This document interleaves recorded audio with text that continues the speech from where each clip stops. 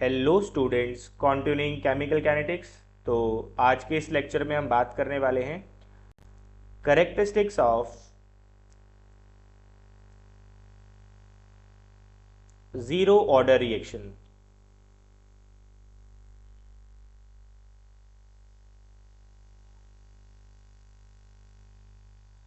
तो जैसे कि कल हमने देखा था कि अगर आपके पास एक ज़ीरो ऑर्डर रिएक्शन है तो उसका जो रेट होता है अकॉर्डिंग टू रेट लॉ वो होता है के ए power zero,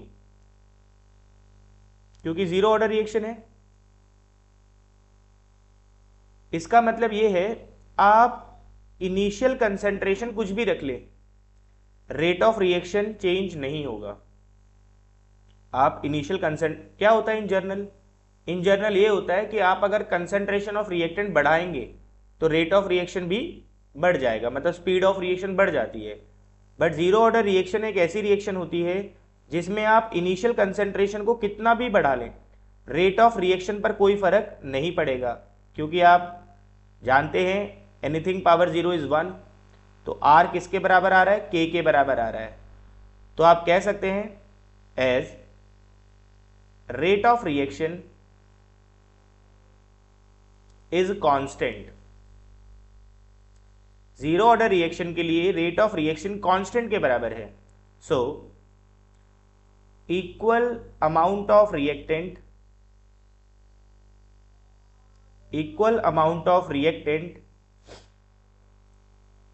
consume in equal interval of time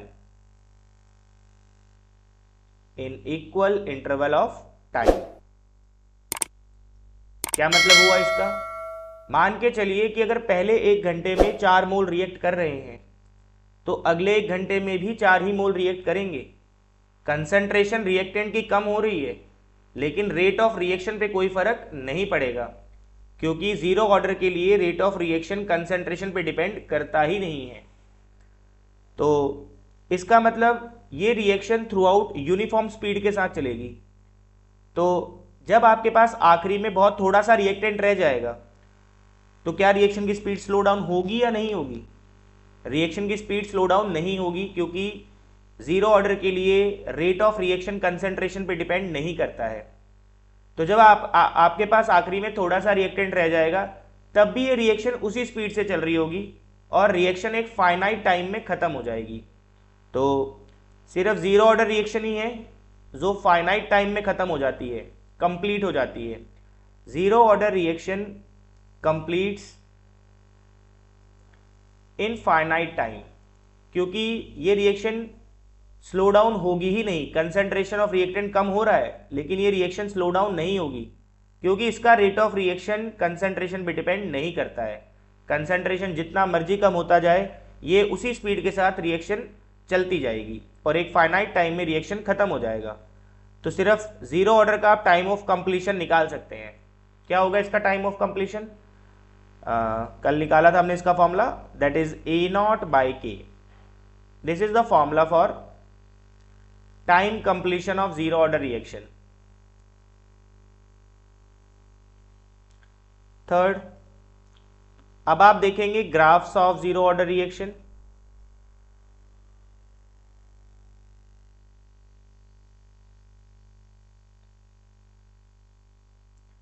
तो सबसे पहले जैसे जैसे रिएक्शन का टाइम बढ़ता जाएगा कंसंट्रेशन ऑफ रिएक्टेंट कम होती जाएगी, लेकिन क्या डिसअपियरेंस ऑफ ए पर कोई फर्क पड़ेगा? कंसंट्रेशन ऑफ ए कम होता जा रहा है तो इन जनरल तो रेट ऑफ रिएक्शन कम होना चाहिए, बट जीरो ऑर्डर में रेट ऑफ रिएक्शन कंसंट्रेशन पे डिपेंड नहीं करता है।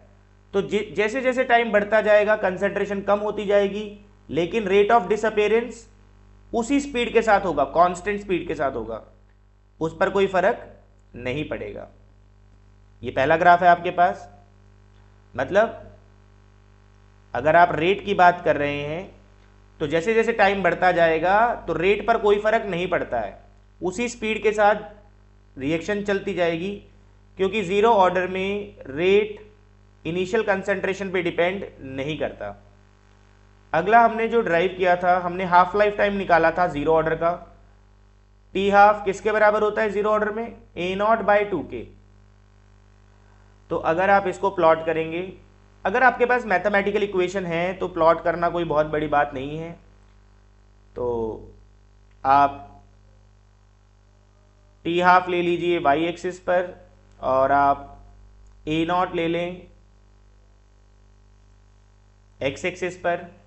तो कंपेयर कर लें इसको किसके साथ? y equals to M X plus C के साथ।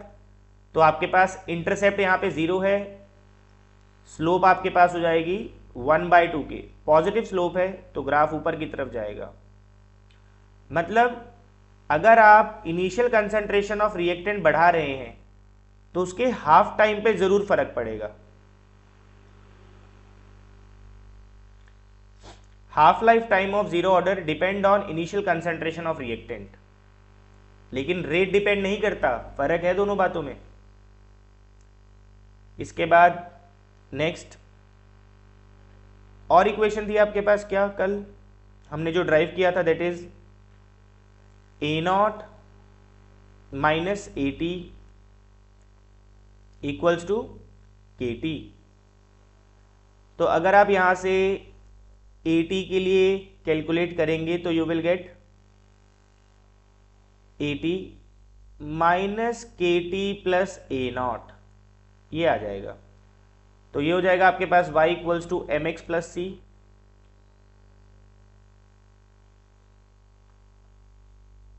तो ये आप ले लीजिए यहाँ पे फाइनल कंसंट्रेशन ऑफ रिएक्टेंट और यहाँ पर आप ले लीजिए टाइम। तो क्या होगा, जैसे जैसे टाइम बढ़ता जाएगा कंसंट्रेशन ऑफ रिएक्टेंट कम होती जाएगी। तो इंटरसेप्ट आपके पास क्या आ रहा है? ए नॉट। स्लोप नेगेटिव है तो ग्राफ कहाँ जाएगा? नीचे की तरफ। और इसका स्लोप क्या है? -k। अच्छा यहाँ पर क्या है कि जीरो ऑर्डर रिएक्शन है, तो एक बहुत इंपॉर्टेंट बात है यहाँ पे ये कि ये रिएक्शन कंप्लीट हो जाती है, फाइनाइट टाइम में रिएक्शन कंप्लीट हो जाती है। तो एक पॉइंट ऐसा भी आएगा जब आपके पास रिएक्टेंट कितना बचा होगा? 0। मतलब सारा का सारा रिएक्टेंट किस में कन्वर्ट हो चुका है? प्रोडक्ट में कन्वर्ट हो चुका है। देखो ये बार बार एक बात पे पॉइंट किया जा रहा है कि जीरो ऑर्डर रिएक्शन ही है जो फाइनाइट टाइम में खत्म हो जाती है। बाकी फर्स्ट ऑर्डर सेकेंड ऑर्डर कोई भी नहीं होगी जो फाइनाइट टाइम में खत्म होगी, क्योंकि they all depend on initial concentration of reactant. जैसे जैसे टाइम बढ़ता जाएगा फर्स्ट ऑर्डर का सेकेंड ऑर्डर का, कंसंट्रेशन कम होती जाएगी तो रिएक्शन की स्पीड भी स्लो डाउन होती जाएगी। तो जब आपके पास आखिरी में बहुत कम रिएक्टेंट बचेगा तो वो रिएक्शन सालों में कंप्लीट होगी, तो आप उसका टाइम ऑफ कंप्लीशन कैलकुलेट नहीं करेंगे। It will take more and more time to complete. तो होपफुली आपको एक बात समझ में आ रही हो यहाँ पे क्या कहा जा रहा है। उसके बाद आप एक और प्लॉट कर सकते हैं। आप इसको ले लीजिए एक्स एक्सिस के ऊपर, वाई एक्सिस के ऊपर, that is A naught minus A T, और ये आपका एक्स एक्सिस है तो इंटरसेप्ट आपका 0 है, स्लोप आपका ऊपर की तरफ जाएगा। स्लोप कितना है इसका? k।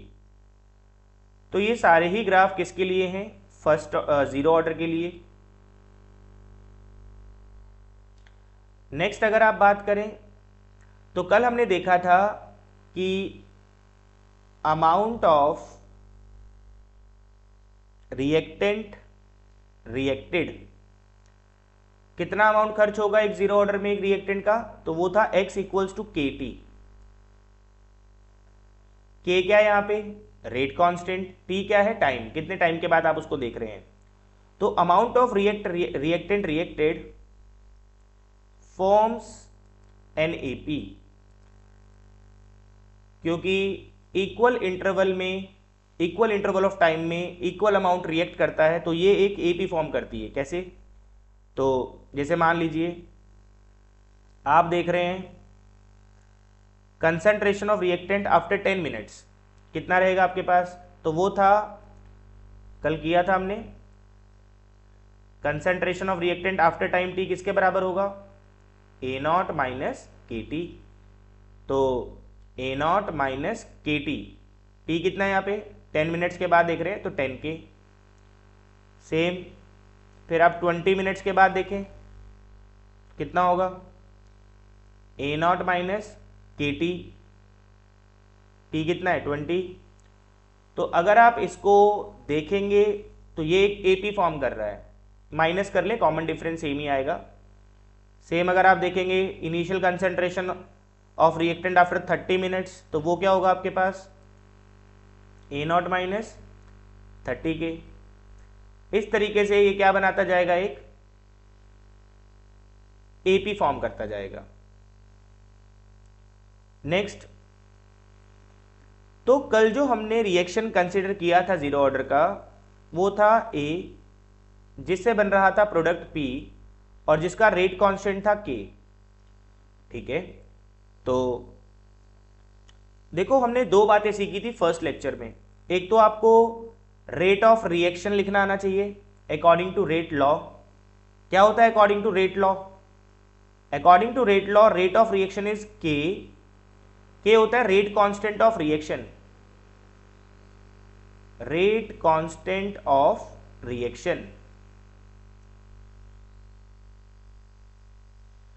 तो जब आप रेट लॉ लिख रहे होते हैं तो आपको रेट कांस्टेंट ऑफ रिएक्शन ही लेना होता है, कंसेंट्रेशन ऑफ रिएक्टेंट, क्योंकि जीरो ऑर्डर की बात कर रहे हैं तो पावर जीरो हो जाएगी।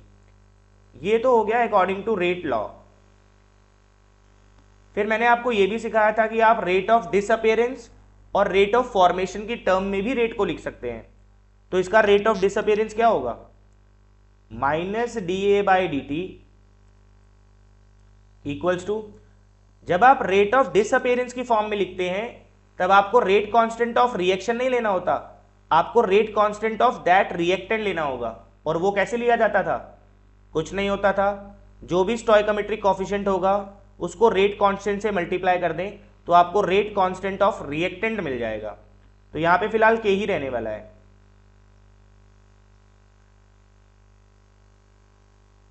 तो यहां पर आपके पास रेट ऑफ डिसअपियरेंस ऑफ ए किसके बराबर आ रहा है, के बराबर आ रहा है।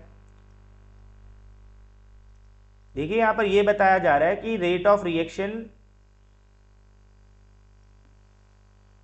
दो तरीके से लिखा जाता है, एक तो रेट लॉ के तरीके से लिखा जाता है और एक रेट ऑफ डिसअपियरेंस या फिर रेट ऑफ अपीयरेंस की फॉर्म में लिखा जाता है।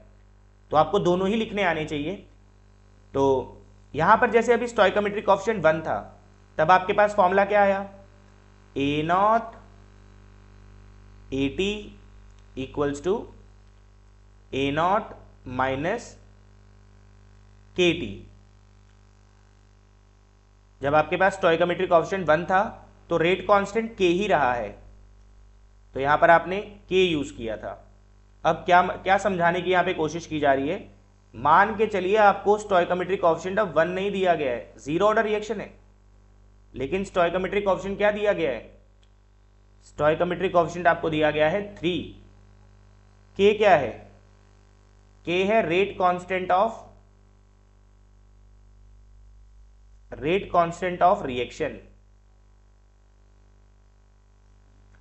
हाँ जी, अब अगर आप इसका नॉर्मल रेट लॉ लिखेंगे तो वो क्या होगा, R इक्वल्स टू के रेट कांस्टेंट ऑफ रिएक्शन लिया जाता है, concentration of reactant power zero order है तो जीरो आ जाएगा। ये तो हो गया इसका जर्नल रेट लॉ। लेकिन अगर आप रेट ऑफ डिसअपियरेंस ऑफ ए की टर्म में लिखेंगे, अगर आप इसका डिफरेंशियल रेट लॉ लिखेंगे, ये इसका डिफरेंशियल रेट लॉ है minus D A by D T. जब आप डिसअपियरेंस की फॉर्म में लिखते हैं तब आप rate constant of reaction use नहीं करते, तब आप रेट कांस्टेंट ऑफ रिएक्टेंट लेते हैं। कैसे लिया जाएगा रेट कांस्टेंट ऑफ रिएक्टेंट, कुछ नहीं है, जो भी उसका स्टोइकोमेट्रिक कोएफिशिएंट है उसको किससे मल्टीप्लाई कर दें, उसके रेट कांस्टेंट से मल्टीप्लाई कर दें। तो क्या हो जाएगा फॉर्मूला, रेट कांस्टेंट हो जाएगा 3K, concentration of reactant power 0। तो ये फर्क है, अगर आपके पास स्टोइकोमेट्रिक कोएफिशिएंट 1 था तब आपके फॉर्मूलाज वही होंगे जो आपने पहले यूज किए हैं, पर जरूरी नहीं है कि आपको सारे क्वेश्चंस में स्टोइकोमेट्रिक कोएफिशिएंट 1 ही मिले। तो इस टाइम पर फॉर्मूलाज क्या होंगे फिर? कोई बात नहीं, निकाल लेते हैं। तो क्या फॉर्मूला होता है concentration of reactant after time T? कल जब स्टोइकोमेट्रिक कोएफिशिएंट 1 था तो फॉर्मूला आया था ए नॉट माइनस के टी। आज स्टोइकोमेट्रिक कोएफिशिएंट 3 हुआ है तो रेट कांस्टेंट कितना हो चुका है? के का वैल्यू 3 के डलेगा बस, और कोई चेंजेस नहीं आएंगे, और कोई चेंजेस नहीं आएंगे, बस रेट कांस्टेंट का वैल्यू चेंज हो गया है। सेम अगर आप इसका हाफ लाइफ टाइम निकालेंगे तो हाफ लाइफ टाइम का फॉर्मूला क्या था? ए नॉट बाय 2k। के का वैल्यू कितना है?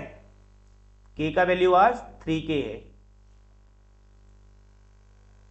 तो इन जनरल जो आपको क्वेश्चंस मिलते हैं उसमें स्टोइकोमेट्रिक कोएफिशिएंट 1 ही होता है, बट आपको ध्यान रखना है कि जो जेई के क्वेश्चंस होते हैं उसमें स्टोइकोमेट्रिक कोएफिशिएंट बदला भी जा सकता है। तो कुछ नहीं करना, आपको बस रेट कांस्टेंट की वैल्यू पर ध्यान रखना है। रेट कांस्टेंट लेना कोई बहुत बड़ी बात नहीं है, जो भी आपका स्टोइकोमेट्रिक कोएफिशिएंट है उसको रेट कांस्टेंट ऑफ रिएक्शन के साथ मल्टीप्लाई कर लीजिए तो आपको रेट कांस्टेंट ऑफ रिएक्टेंट मिल जाएगा, या फिर रेट कांस्टेंट ऑफ प्रोडक्ट मिल जाएगा। तो हम इन जर्नल एक ड्राइव कर देते हैं। इन जर्नल मान लो आपके पास एक रिएक्शन है MA, जीरो ऑर्डर रिएक्शन है जिससे प्रोडक्ट बन रहा है। तो नॉर्मल रेट लॉ कैसे लिखा जाएगा? के क्या है? के है रेट कांस्टेंट ऑफ रिएक्शन। तो कैसे लिखा जाएगा rate law? According to rate law R equals to, जब आप नॉर्मल रेट लॉ लिखते हैं तो आपको रेट कांस्टेंट ऑफ रिएक्शन ही लेना होता है। कंसंट्रेशन ऑफ रिएक्टेंट पावर 0, तो ये तो आपके पास नॉर्मल रेट लॉ हो गया। अब आप इसका डिफरेंशियल रेट लॉ लिखें तो वो किसके बराबर होगा? Minus DA/dt। जब आप रेट ऑफ डिसअपेरेंस की फॉर्म में रेट लॉ को लिखते हैं, यानी कि इसको डिफरेंशियल रेट लॉ कहा जाता है, तब आपको, अब क्योंकि आप रिएक्टेंट की फॉर्म में लिख रहे हैं डिसअपेरेंस ऑफ रिएक्टेंट, तब आपको रेट कांस्टेंट ऑफ रिएक्शन नहीं लेना होगा, तब आपको रेट कांस्टेंट ऑफ रिएक्टेंट लेना होगा। कैसे निकालते हैं रेट कांस्टेंट ऑफ रिएक्टेंट? जो भी उसका स्टोइकोमेट्रिक कोएफिशिएंट है उसको रेट कांस्टेंट ऑफ रिएक्शन के साथ मल्टीप्लाई कर ले। कंसंट्रेशन ऑफ रिएक्टेंट पावर 0, तो कुछ नहीं होगा बस। अब रेट कांस्टेंट का वैल्यू कितना हो चुका है? mk। तो अगर आप यहां पे फॉर्मूलाज ड्राइव करेंगे तो क्या फॉर्मूला हो जाएगा? AT equals to A naught. जब स्टोइकोमेट्रिक कोएफिशिएंट 1 था तो रेट कांस्टेंट k था, आज स्टोइकोमेट्रिक कोएफिशिएंट m है तो रेट कांस्टेंट कितना हो चुका है? mk t। सेम अगर आप इसके लिए हाफ लाइफ निकालेंगे तो हाफ लाइफ का फॉर्मूला क्या होता है? हाफ लाइफ का फॉर्मूला होता है ए नॉट बाय 2k। के तो तब था जब स्टोइकोमेट्रिक कोएफिशिएंट 1 था, आज स्टोइकोमेट्रिक कोएफिशिएंट m है तो रेट कांस्टेंट कितना हो जाएगा? mk। तो ये जर्नलाइज फॉर्म है इसकी। तो ये आप किसी भी ऑर्डर के लिए इस चीज को इस्तेमाल कर सकते हैं। और देखते हैं, जैसे मान लो आपके पास रिएक्शन है A plus 2B give rise to P। ये आपके पास जीरो ऑर्डर रिएक्शन है। क्या है आपके पास? ये जीरो ऑर्डर रिएक्शन। तो अगर आप यहां पे सीधा करते हैं, अब हम अगर आप AT निकालना चाहें तो क्या होगा? वो होगा ए नॉट माइनस के। जब आप रिएक्टेंट की फॉर्म में लिखते हैं तो आप रेट कांस्टेंट ऑफ रिएक्शन नहीं, आप रेट कांस्टेंट ऑफ रिएक्टेंट लेते हैं। तो इसका स्टोइकोमेट्रिक कोएफिशिएंट कितना है? 1। तो 1 इंटू के करेंगे तो कितना हो जाएगा? के। तो जब स्टोइकोमेट्रिक कोएफिशिएंट 1 है तो आप रेट कांस्टेंट के ही यूज करते हैं। सेम अगर आप यहां पे बी की कंसेंट्रेशन निकालना चाहें आफ्टर टाइम टी तो वो क्या होगी? B not minus K. तो रेट कांस्टेंट ऑफ रिएक्शन है, रेट कांस्टेंट ऑफ रिएक्शन है, हमें rate constant of reactant B चाहिए। तो कैसे निकालेंगे? जो भी उसका स्टोइकोमेट्रिक कोएफिशिएंट है उसको रेट कांस्टेंट ऑफ रिएक्शन के साथ मल्टीप्लाई कर लें। कितना हो जाएगा रेट कांस्टेंट? 2k। तो ये आ जाएगा 2kT। तो सिमिलरली अगर आप इसकी हाफ लाइफ निकालें, हाफ लाइफ निकालेंगे तो किसके बराबर आएगा, ए नॉट बाय 2 के कितना है इसका, क्योंकि स्टोइकोमेट्रिक कोएफिशिएंट 1 है तो रेट कांस्टेंट के इंटू 1 के हो जाएगा। अगर टी हाफ ऑफ बी निकाला जाए तो वो क्या हो जाएगा, बी नॉट बाय 2 के, इसका स्टोइकोमेट्रिक कोएफिशिएंट 2 है तो स्टोइकोमेट्रिक कोएफिशिएंट को रेट कांस्टेंट से मल्टीप्लाई कर लेंगे तो रेट कांस्टेंट कितना हो जाएगा रिएक्टेंट बी के लिए, 2k। अब आप ये तो जानते ही हैं कि अगर हाफ टाइम हुआ है तो ए भी आधा खर्च हो चुका होगा और बी भी आधा खर्च हो चुका होगा, क्योंकि ए के लिए भी हाफ टाइम हो चुका है और बी के लिए भी हाफ टाइम हो चुका है, तो दोनों की हाफ लाइफ क्या होंगी, इक्वल। तो यहां लिख दे इफ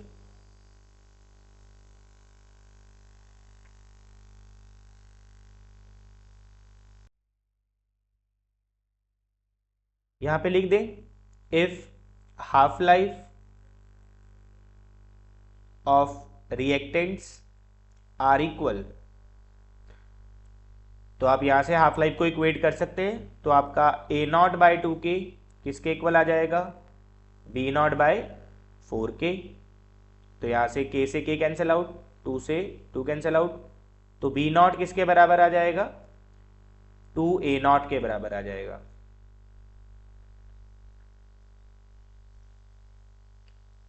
तो होपफुली आपको समझ आ रहा हो यहाँ पे हम क्या कर रहे हैं।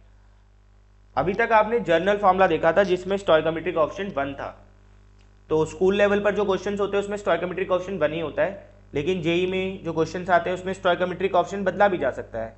तो हर बार फॉर्मूला ए नॉट माइनस के टी नहीं होगा, ये आपको ध्यान में रखना है। रेट कांस्टेंट की वैल्यू डिपेंड करती है कि आपका स्टोइकोमेट्रिक कोएफिशिएंट ऑफ रिएक्टेंट क्या लिया गया है, तो k का वैल्यू उस पर डिपेंड करेगा। अगर स्टोइकोमेट्रिक कोएफिशिएंट 1 है तो रेट कांस्टेंट ऑफ रिएक्शन और rate constant of reactant same रहता है। जैसे मान के चलो मैंने आपको एक रिएक्शन दिया Ma give rise to P, और इसमें जो k है अब मैं यहां पे लिख रहा हूं रेट कांस्टेंट ऑफ रिएक्टेंट। अब मैं आपको रेट कांस्टेंट ऑफ रिएक्शन नहीं दे रहा, अब मैं आपको रेट कांस्टेंट ऑफ रिएक्टेंट दे रहा हूं, तब क्या लिखा जाएगा, A T equals to A naught. हाँ जी बताइए क्या होगा, अब के लिखा जाएगा या एम के लिखा जाएगा, अब सिर्फ के लिखा जाएगा। क्यों लिखा जाएगा के, ये बात बताई जा चुकी है कि जो रेट कांस्टेंट लिया जाता है वो रेट कांस्टेंट ऑफ रिएक्टेंट होता है, और यहां पर जो दिया गया था वो रेट कांस्टेंट ऑफ रिएक्टेंट ही था। अगर यहां पर ये आपको रेट कांस्टेंट ऑफ रिएक्शन दिया जाता फिर रेट कांस्टेंट क्या लिया जाता, एम के। तो होपफुली ये बात आपको समझ आई हो। This is all about characteristics of zero order reaction. तो नेक्स्ट लेक्चर में हम लोग शुरू करेंगे kinetics of first order kinetics, integrated rate equation of first order kinetics. That's it for now. Thank you.